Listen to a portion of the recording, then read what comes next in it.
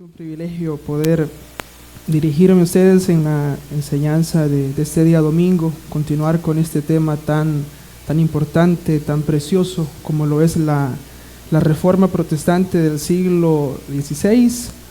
Vamos a hacer uso de unas diapositivas para poder comprender de una mejor forma todo lo que conlleva la segunda de las 5 solas, la sola fe. La sola fe, y para ello quiero que nos acerquemos a las Santas Escrituras en el libro de Romanos capítulo 1 y versículo 17. Romanos 1, 17 es el texto en donde vamos a encontrar unas palabras clave a través de las cuales la enseñanza de este día estará girando, y es justamente la fe.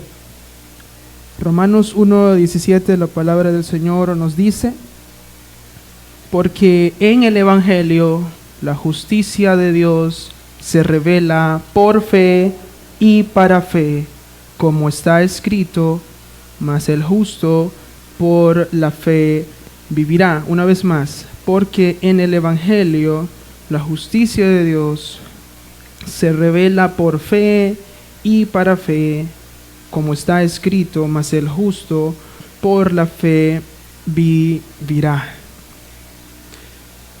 Una de las primeras cosas que nosotros debemos hacer al acercarnos a la Escritura es poder contemplar el contexto en el cual el versículo que acabamos de leer se encuentra.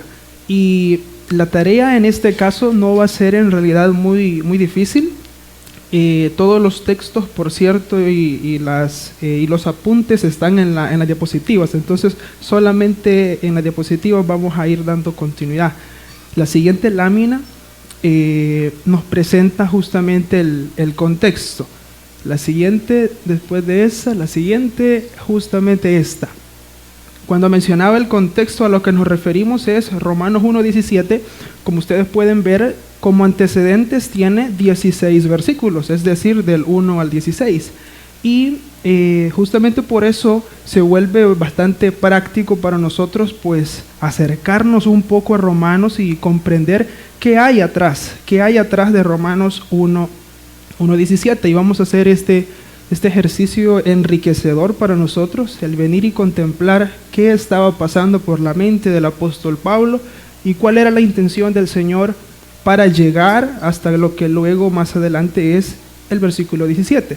El versículo 1 inicia con una salutación o un saludo, y el apóstol dice: Pablo, siervo de Jesucristo, llamado a ser apóstol, apartado por el Evangelio de Dios, que él había prometido antes por sus profetas en las Santas Escrituras, acerca de su Hijo, nuestro Señor Jesucristo, que era del linaje de David según la carne, y que fue declarado Hijo de Dios con poder, según el Espíritu de santidad, por la resurrección de entre los muertos, y por quien recibimos la gracia y el apostolado para la obediencia a la fe en todas las naciones, por amor de su nombre, entre los cuales estáis también vosotros. Acá se está refiriendo a los creyentes en Roma, llamados a ser de Jesucristo.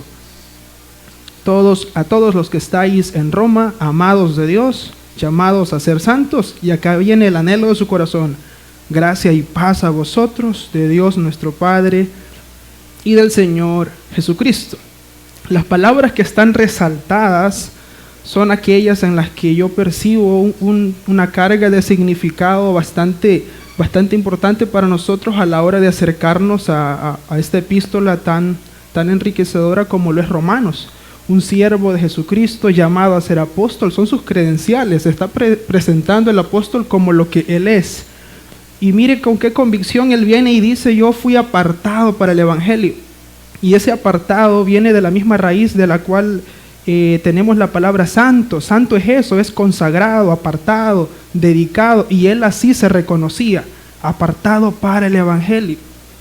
Apartado para el Evangelio, prometido desde antes por los profetas, Porque ese versículo base, quiero hacer acá un pequeño anuncio. Romanos 1:17 tiene una cita del Antiguo Testamento, porque la Escritura, mis hermanos, es armónica. El Antiguo Testamento armoniza y concuerda con el Nuevo Testamento y viceversa. Y el apóstol Pablo tiene esa gracia en sus escritos en donde nos brinda conexiones e interpretaciones para comprender de una mejor manera el Evangelio, prometido desde antes por los profetas en las Santas Escrituras, por amor de su nombre. Y yo cuando meditaba en este versículo, que es el 5, por quien recibimos la gracia y el apostolado para la obediencia. Fíjese justamente en la razón por la cual esto sucede: para la obediencia a la fe en todas las naciones por amor de su nombre. Mis hermanos, nosotros estamos en esta nación y muy posiblemente hemos obedecido a la fe. Y si eso ha sucedido, Romanos 1:5 nos dice que ha sido por amor de su nombre, por amor de Dios. Ha concedido y ha regalado la fe a nosotros, entre los cuales estáis vosotros, los creyentes en Roma. Y si esto lo aplicamos a nuestros días, pues somos nosotros que estamos acá en este lugar, en esta mañana.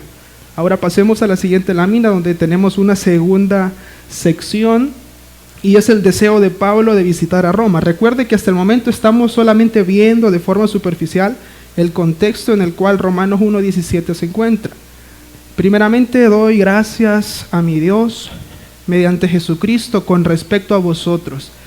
Y acá, fíjese que en las siguientes láminas, a partir de esta y en la siguiente, va usted a ver resaltado de amarillo la palabra fe, porque el apóstol la utiliza mucho en esta sección. Doy gracias a mi Dios mediante Jesucristo con respecto a todos vosotros, de que vuestra fe se divulga por todo el mundo, porque testigo me es Dios, a quien sirvo en mi espíritu en el evangelio de su Hijo, de que sin cesar hago mención de vosotros siempre en mis oraciones, rogando que de alguna manera tenga al fin, oiga bien, que no de una forma caprichosa, sino por la voluntad de Dios, un próspero viaje para ir a vosotros, porque deseo veros, para comunicaros algún don espiritual, a fin de que seáis confirmados, esto es, para ser mutuamente confortados. Oiga lo que viene adelante: por la fe que nos es común a vosotros y a mí. Pero no quiero, hermanos, que ignoréis que muchas veces me he propuesto ir a vosotros, pero hasta ahora he sido estorbado, para tener también entre vosotros algún fruto, como entre los demás gentiles, a griegos y a no griegos, a sabios y a no sabios, soy deudor. Así que en cuanto a mí, pronto estoy a anunciaros el evangelio también a vosotros que estáis en Roma. El apóstol está convencido que a quienes él está escribiendo es a hermanos en la fe, a creyentes con los cuales él comparte sus convicciones espirituales, doctrinales, y esa es la intención que está en su corazón. Ahora sí llegamos a la tercera sección, que es en donde está el texto que nos concierne en esta mañana. Porque no me avergüenzo del evangelio,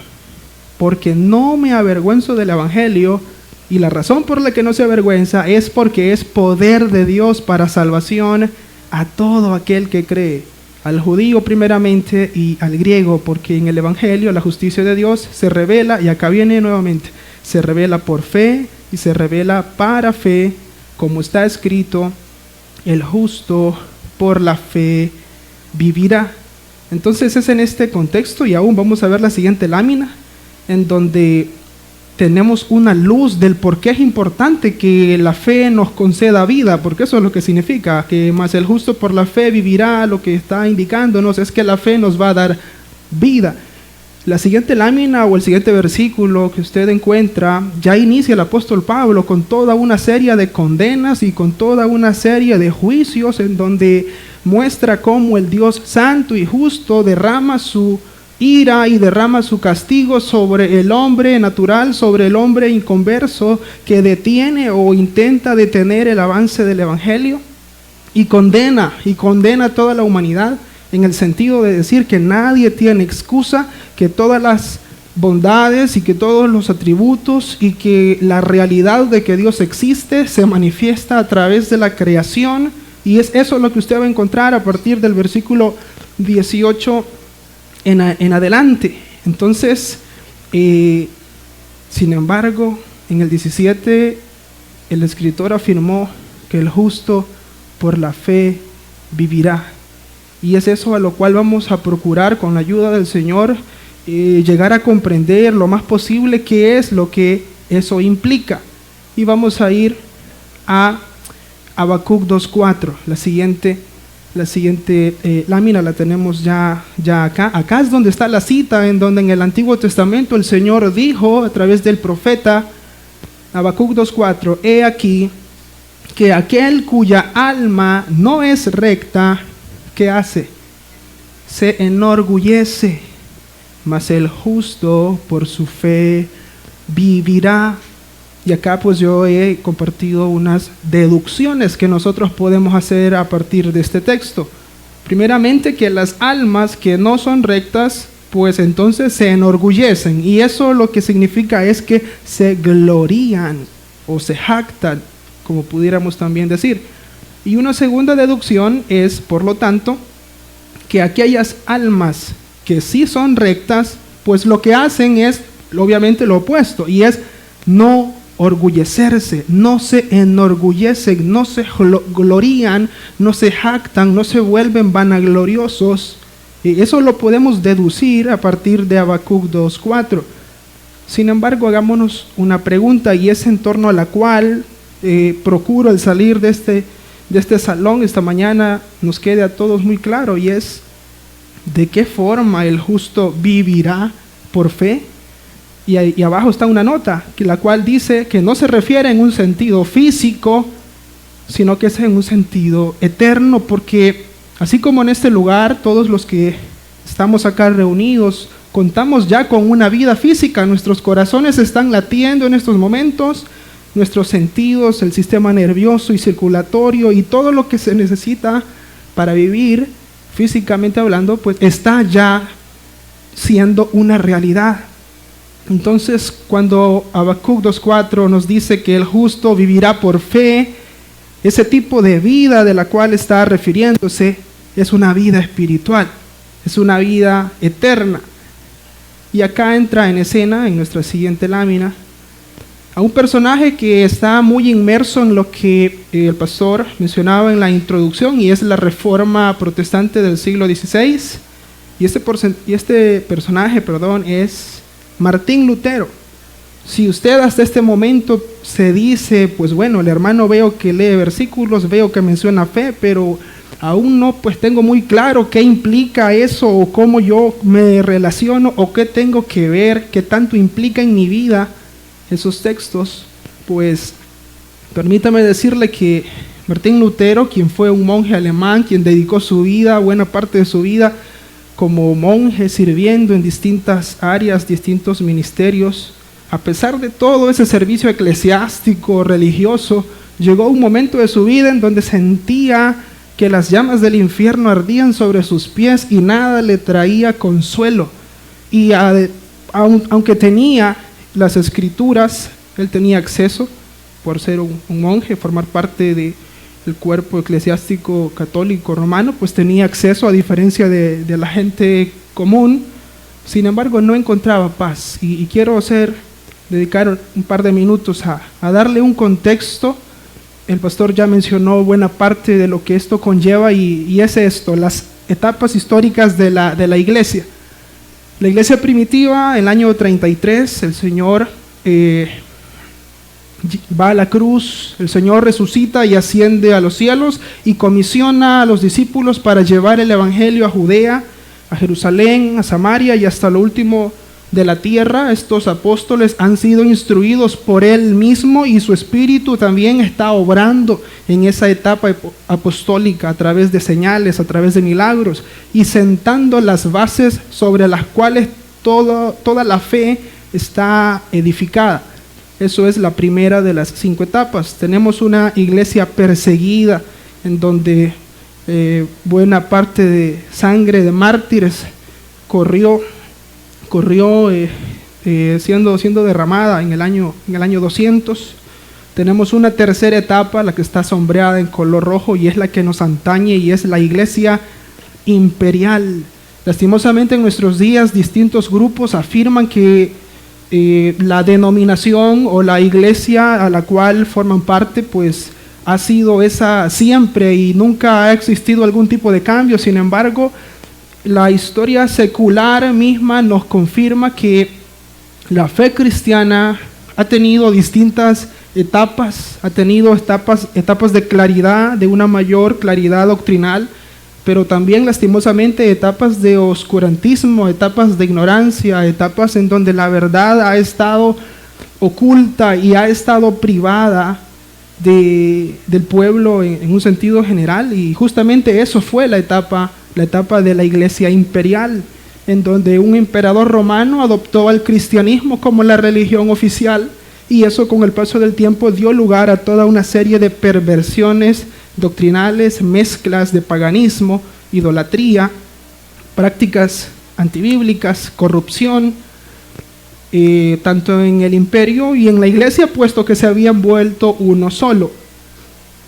Esto dio su inicio a partir del año 313, y eso nos conlleva a la cuarta etapa, la iglesia de la Reforma, y es de lo que hemos estado hablando, es de lo que inició el domingo pasado el hermano Carlos a hablar, y es de lo que estamos en esta mañana procurando comprender, y es la etapa de la Reforma o de la iglesia reformada. Esto sucedió, como lo mencionaba el pastor, prácticamente el evento con el cual la Reforma vino a explotar y vino a propagarse de una forma bastante marcada fue cuando este monje alemán, Martín Lutero, clavó 95 tesis sobre la catedral de Wittenberg en Alemania, en donde a través de argumentos bíblicos debatía y llevaba a la conclusión que muchas de las prácticas de la Iglesia Católica, muchas de sus doctrinas, la venta de indulgencias,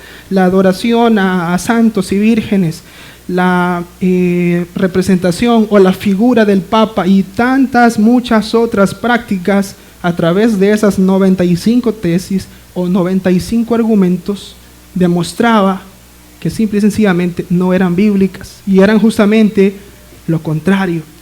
Es en este contexto en el cual estas 5 solas vinieron a volverse o se convirtieron en la arma con la cual los reformadores protestaron contra todo el cuerpo oficial de la Iglesia Católica Romana, levantaron su voz en oposición a todo ese paganismo, a toda esa idolatría.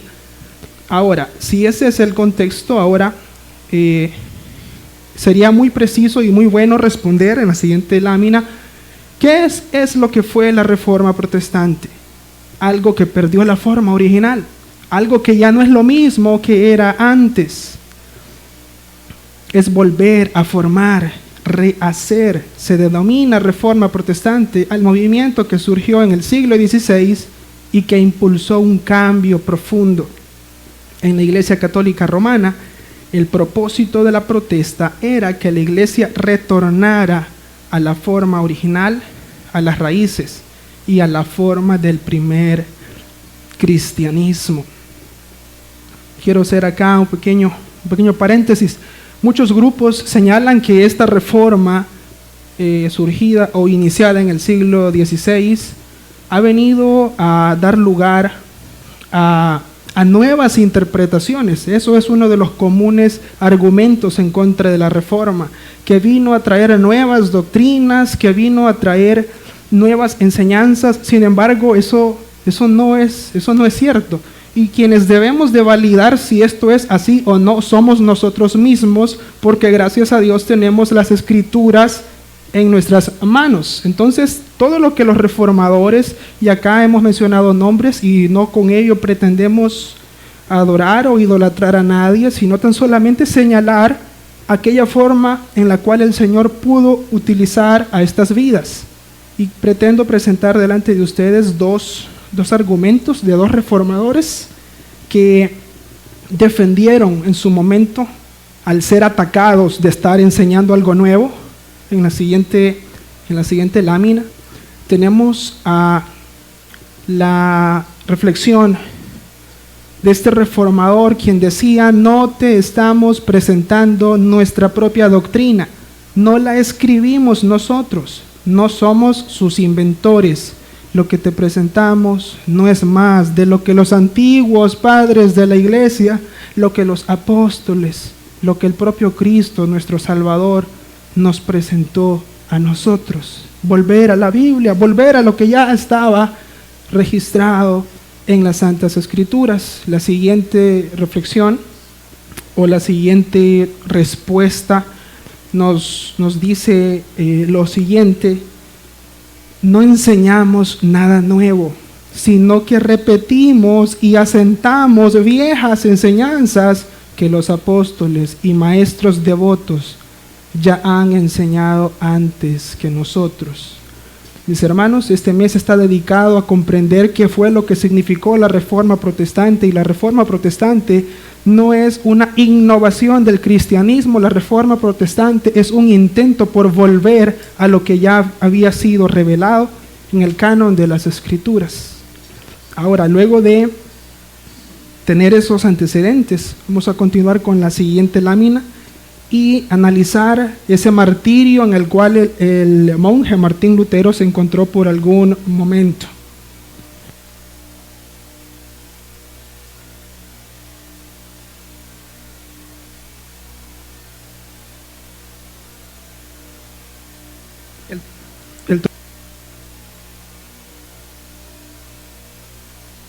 El tormento de Martín Lutero.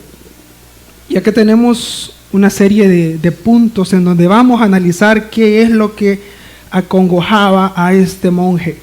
Muy posiblemente algunos de los que estamos en este lugar hemos estado en una situación similar, o quizá la estamos en estos momentos. ¿Por qué vivía atormentado? Lutero vivió por años atormentado por sus pecados, con terror, pensando acerca de su posible condenación.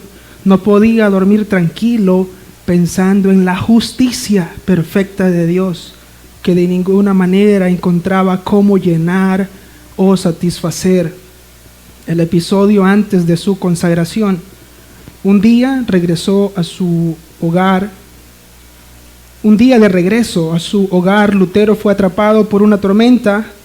Un rayo cayó cerca donde él se encontraba. Esta historia muy posiblemente ya la han escuchado, cuando él cae al suelo y exclama: Santa Ana, sálvame y me volveré monje. Y 3 días después estaba ya en un convento agustino. Este es un punto muy importante, porque Agustín de Hipona, quien en la teología es descrito como un pre-reformador, fue también un monje católico, al igual que Lutero, pero que en sus enseñanzas traía un rescate y traía una aplicación no papal, no llena de idolatría, sino más bien procuraba volver a la pureza doctrinal, e impactó en la vida de Martín Lutero. Modo que al ingresar a este convento agustino, él creyó que iba a calmar su tormento y pues eso le iba a traer paz por volverse monje, pero ¿saben qué? No sucedió. Practicando penitencia para encontrar paz, todas estas, como ustedes saben, son prácticas de la Iglesia Católica Romana. Él, dentro de las distintas prácticas a las cuales él llegó, se encontraban dormir casi desnudo en el frío del invierno, confesarse por más de 3 horas diarias, pasar en un confesionario con sacerdotes y buscando forma de sentirse salvo. Él quería sentir la confianza o la seguridad que en verdad era salvo, y lo que a él no lo dejaba tranquilo era que miraba y leía en las Escrituras a un Dios santo, santo, santo, y él miraba cada una de sus fallas que de momento a otro lo hacían sentir inseguro, desconfiado de que sus esfuerzos fueran suficientes, como muy seguramente nos hemos sentido más de alguno de nosotros en una situación similar. La siguiente lámina nos dice que viajó a Roma, creyendo que eso le iba a traer una renovación espiritual y que lo iba a volver o le iba a traer paz. Sin embargo, en 1510, al acercarse o viajar a Roma, pues lo que se sintió fue peor al darse cuenta toda la corrupción, al darse cuenta todo el paganismo. No vio nada bueno o nada que le hiciera pues creer que había valido la pena, sino justamente todo lo contrario. El quinto punto nos dice que ese tormento y esa falta de paz fue progresiva, fue continua y lo mantuvo en ese tormento por mucho tiempo. El sexto punto es por fin lo que trae consuelo a la vida del hombre, y es que tuvo un encuentro personal, real, con Cristo, estudiando el libro. Escuchen qué libro estaba leyendo el libro de Romanos, y al llegar al versículo 17, el Señor y su Espíritu, que es el que trae entendimiento, el que trae la iluminación, el que trae la capacidad para que nuestras mentes afectadas por el pecado lleguen a comprender, le concedió a Lutero una gracia muy especial, y es la de comprender la esencia del Evangelio, en el sentido de que las buenas nuevas de salvación significaban traer un nuevo nacimiento, traer una paz, algo muy similar como lo que experimentó Nicodemo. Y saben las palabras con las que ya luego Lutero vino a describirse luego de haber comprendido que el justo viviría no por sus obras, sino por la fe puesta en las obras de Cristo. Él vino y exclamó lo siguiente, y esto lo podemos describir como el consuelo que por fin encontró. Finalmente, meditando día y noche por la misericordia de Dios, comencé a entender que la justicia de Dios es aquella a través de la cual el justo vive como un regalo de Dios por fe. Con esto me sentí como si hubiese nacido de nuevo por completo y que hubiese entrado al paraíso mismo a través de las puertas que habían sido abiertas no de una forma estrecha, sino de una forma amplia. Mis hermanos, cuando el Señor nos concede la gracia de comprender que somos sus hijos, que somos salvos y que la poderosa mano que está sosteniendo nuestra salvación no son las nuestras, sino que es la mano inmutable y poderosa de Dios, es hasta entonces que sentimos paz y tranquilidad, y no antes. Y esta experiencia que vivió Martín Lutero, lo que lo llevó fue a simple y sencillamente no quedarse ya más quieto, no quedarse ya más callado, sino venir y elevar su voz, redactar escritos, enseñar y predicar que la salvación, que la justificación era por la fe, y por la fe sola, sin necesidad de obras que complementen el poder de Dios, la capacidad para salvar de Dios. Y ya que estamos afirmando que por nuestras propias obras no podemos salvarnos, pues leamos un poco algunos textos que hacen un énfasis justamente en estas realidades. La justicia del hombre. ¿Qué dice la Escritura acerca de la justicia o las obras de justicia o las buenas obras que nosotros como hombres o como mujeres podemos llegar a hacer? Nos dice lo siguiente, Isaías 64:6. Si bien todos nosotros somos como suciedad y nuestras justicias como trapo de inmundicia, y caímos todos nosotros como la hoja, y nuestras maldades nos llevaron como viento. Para tener una idea de cómo es el corazón del hombre y cómo son nuestras mejores obras de justicia, mis hermanos, la Escritura nos dice que son como trapos de inmundicia, de suciedad, algo desagradable ante los ojos de un Dios santo. La segunda cita, que está en Romanos 3:20, nos dice, ya que por las obras de la ley ningún no unos cuantos, no, ningún ser humano será justificado delante de Él, porque por medio de la ley es el conocimiento del pecado.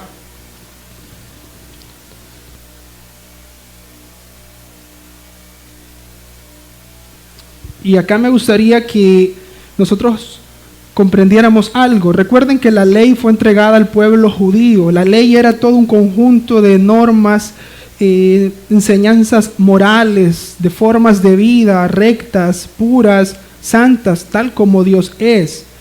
Sin embargo, el ejemplo en el pueblo de Israel es un ejemplo que puede aplicarse a cualquier otra nación, y es que no importa el pueblo, la raza, la tribu a la cual usted le entregue la ley santa de Dios, absolutamente ningún pueblo, ninguna persona, ningún hombre, ninguna mujer es capaz de cumplirla.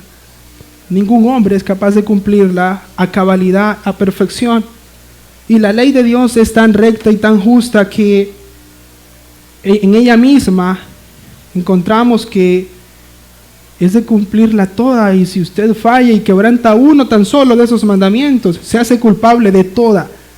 De modo que sería ineficaz que usted obedezca toda una cantidad de mandamientos, dictámenes y normas morales, porque al momento que quebrante uno solo, usted se ha hecho culpable de haber quebrantado toda la ley.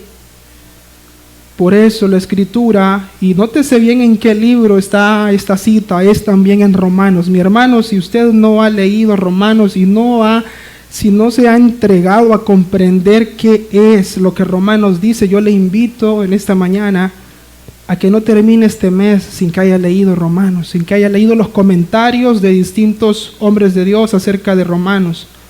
Es toda una joya doctrinal para nuestros corazones. Romanos 3:20 nos dice que por las obras de la ley ningún ser humano, y eso incluye por supuesto que al pueblo judío y cuanto más a los pueblos gentiles, ningún ser humano será justificado por las obras de la ley.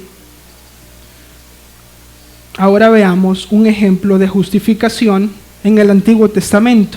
Y esa es la justificación por fe, la cual experimentó el patriarca Abraham.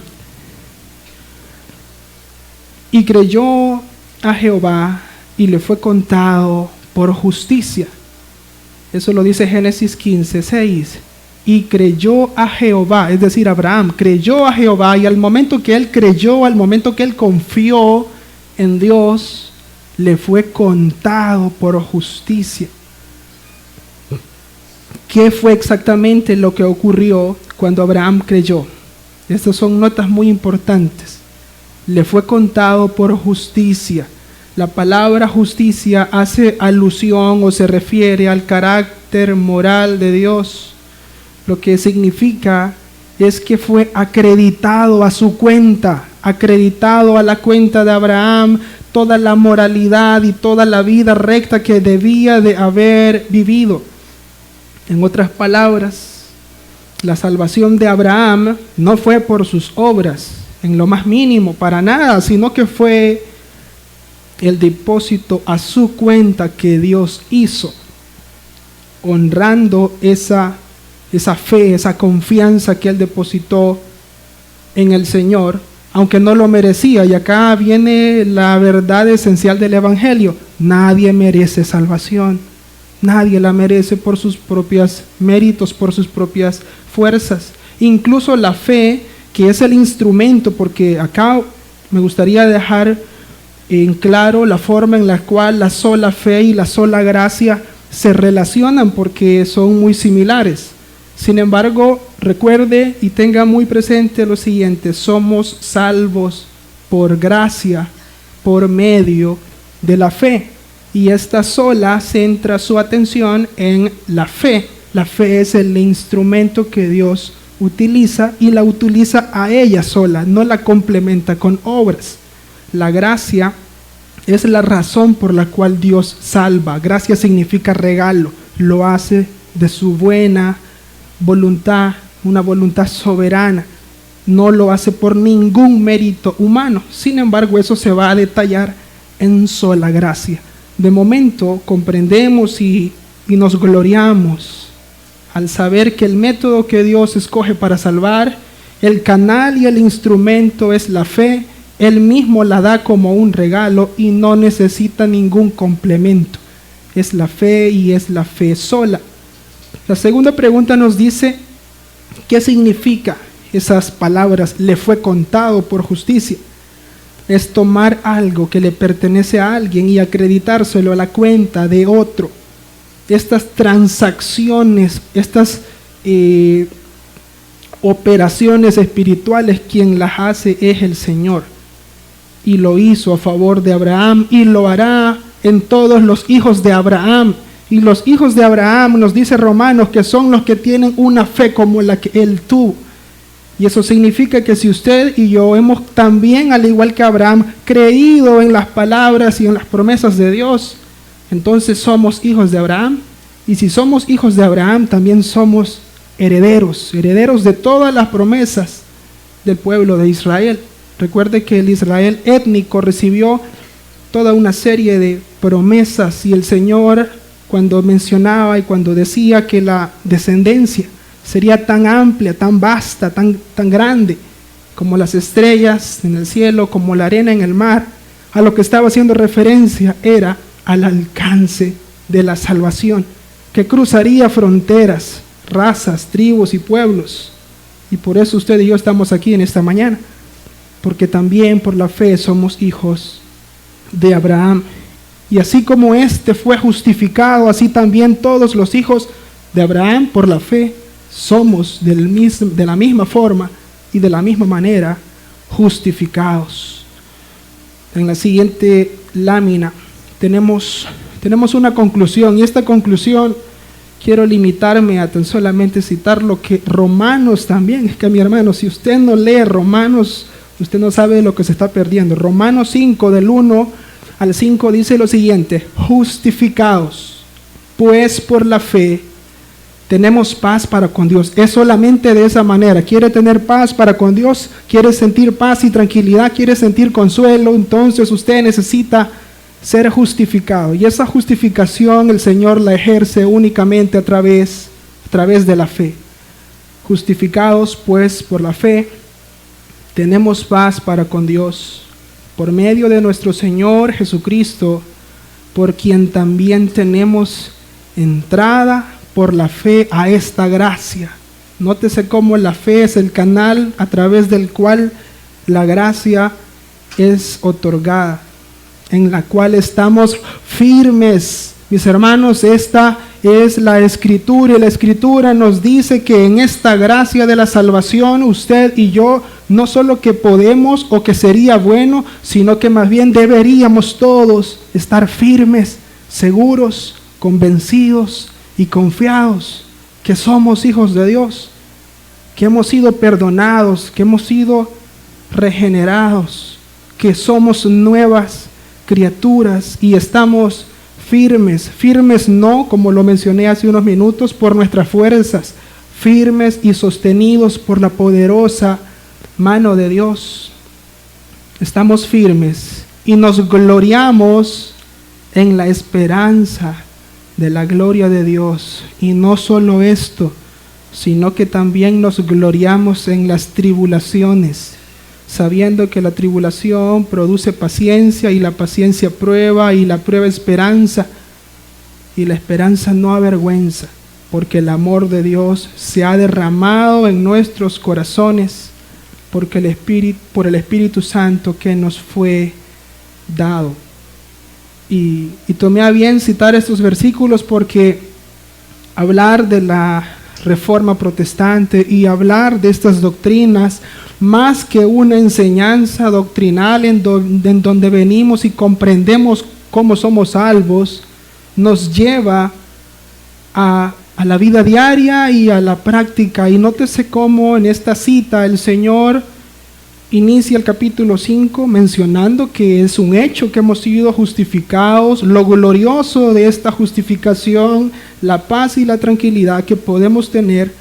Pero en el versículo 3 también leemos algo que nuestra carne y nuestra humanidad no quisiera que estuviera ahí. Y son las tribulaciones, son las pruebas, son las distintas dificultades.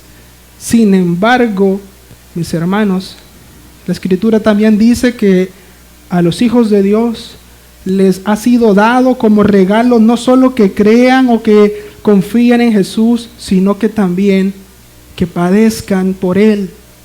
Así que todo esto está relacionado, todo esto es armónico. La verdadera fe, mis hermanos, no es un tipo de chaleco antibalas espiritual que lo mantiene a usted protegido de todos los problemas o lo mantiene a usted encapsulado de la realidad que nos rodea. Mis hermanos, la fe, la salvación, el evangelio de nuestro Dios es el elemento a través del cual el Señor espera llevarse toda la gloria a través de nuestras vidas, y eso incluye también nuestros problemas, nuestras dificultades, nuestras angustias. Esta tribulación produce paciencia, la paciencia, prueba, y la prueba esperanza, una esperanza que no avergüenza. El Espíritu Santo por el Espíritu Santo que nos fue dado. Ahora, ya casi finalizando, podemos hacernos esta pregunta, y es: ¿dónde está Cristo? De todo lo que hemos hablado, todo lo que hemos mencionado, ¿en dónde está Cristo y cómo podemos conducir a Él toda la gloria? Hebreos 12, versículos 1 y 2 dicen lo siguiente: por tanto, nosotros también, teniendo en derredor nuestro tan grande nube de testigos, despojémonos de todo peso y del pecado que nos asedia, y corramos con paciencia la carrera que tenemos por delante. Oiga bien en dónde están puestos nuestros ojos. Puestos nuestros ojos en Jesús. Y Él sabe qué es lo que es.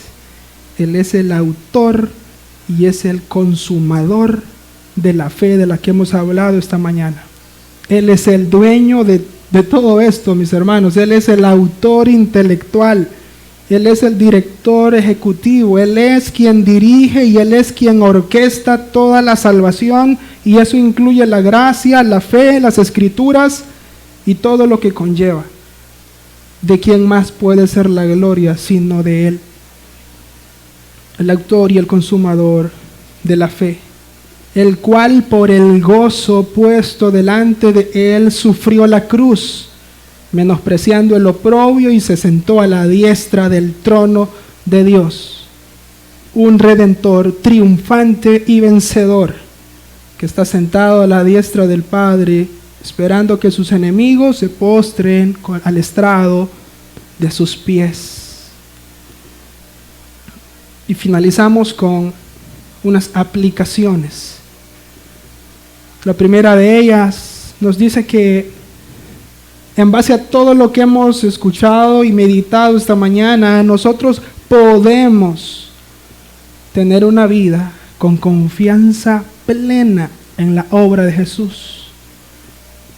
Hermanos, podemos tener seguridad, podemos tener paz, podemos dormir tranquilos y despertar aún mucho más tranquilos y vivir cada día con la convicción y con la certeza que Dios es fiel.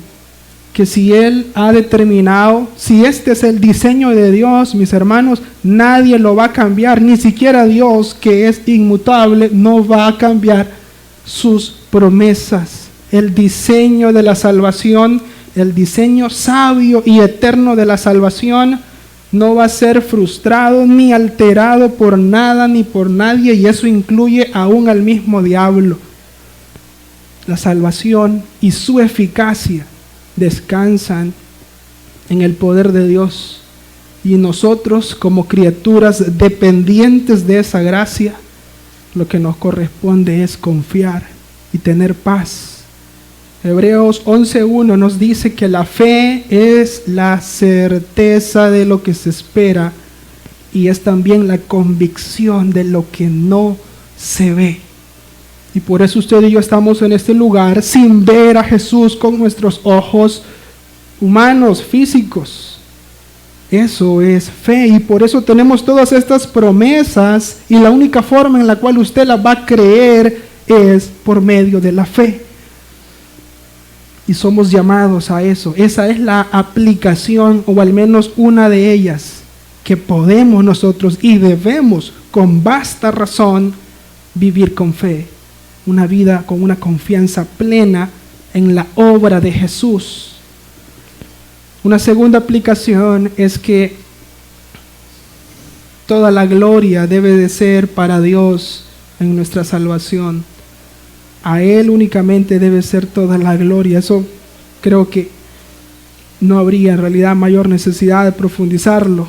Corintios, mire lo que dice en el capítulo 10, versículos 17 y 18.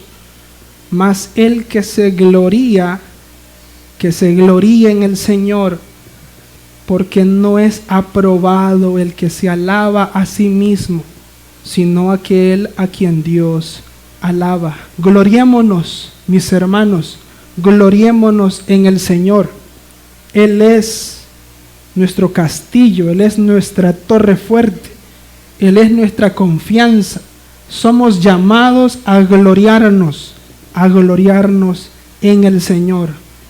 Hay amplia razón para gloriarnos en Él. Si el mundo, a través de distintas filosofías, a través de distintas posiciones, distintas creencias apartadas de la razón bíblica, llegan a tener vidas en donde al menos aparentemente ostentan felicidad, ostentan gozo y tranquilidad, cuanto más los hijos de Dios, que cuentan con la única verdad revelada como guía de sus vidas y como consuelo de sus corazones. Es esa, mis hermanos, es esa una de los propósitos por los cuales Dios salva de esta manera, para Él llevarse toda la gloria, para nosotros no ser como poderosas criaturas que nos valemos a través de nuestros medios para nuestro bienestar terrenal y eterno, sino más bien como débiles, muchas veces necias e inconstantes ovejas que necesitan gracia, necesitan perdón y necesitan fe para creer las promesas del buen pastor. Así que toda la gloria sea para Él. Quiero finalizar con esta reflexión de Martín Lutero, la cual nos dice: cuando el diablo presente nuestros pecados ante nosotros y declare que merecemos la muerte y el infierno, debemos decir: admito que me merezco la muerte y el infierno. ¿Y qué significa eso? Que seré sentenciado a una condenación eterna. De ninguna manera. ¿Y sabe por qué? Ahora, o más bien dicho, ya para en estos momentos, un reformador, un instrumento que Dios utilizó, y también un hombre imperfecto, sin embargo dijo: porque conozco a uno que sufrió y pagó en mi lugar. Su nombre es Jesucristo, el Hijo de Dios, y donde Él esté, allí estaré yo también.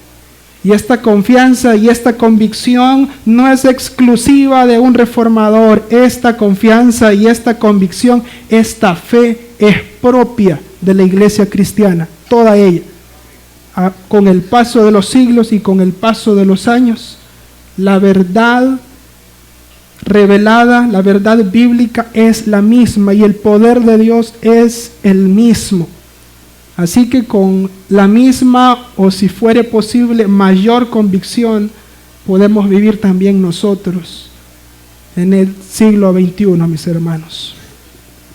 Quiero invitarles a que cerremos nuestros ojos y le digamos al Señor que nos conceda vivir a luz de estas verdades gloriosas. Padre bueno, Padre santo, gracias, Señor, porque somos salvos por gracia, por medio de la fe. Y esta fe, Señor, te ha placido utilizarla a ella y a ella solamente para llevarnos al perdón, para llevarnos a la salvación. Te rogamos y te pedimos, Padre bueno, que en todos los que estamos reunidos en este lugar, traigas esa paz, traigas esa seguridad, traigas esa confianza. Mira, Señor, todo corazón debilitado, cargado de dudas, cargado de temores, que sea tu palabra, Señor, como un castillo y como una torre, como un refugio, Señor, para que ninguna sombra de duda encuentre lugar en ninguna mente y en ningún corazón, sino que tu palabra, Señor, traiga ese consuelo que solo tu palabra puede dar. Gracias. Gracias por lo que hemos meditado, Señor. Gracias por tu verdad. Gracias por lo que hiciste a través de la vida de distintos hombres del ayer. Gracias, Señor. Concédenos a nosotros vivir cada día a luz de estas verdades y ser instrumentos tuyos para la iluminación también de otros con nuestra vida terrenal. A ti lo pedimos, Padre bueno, en el nombre de Cristo Jesús, nuestro Señor. Amén y amén.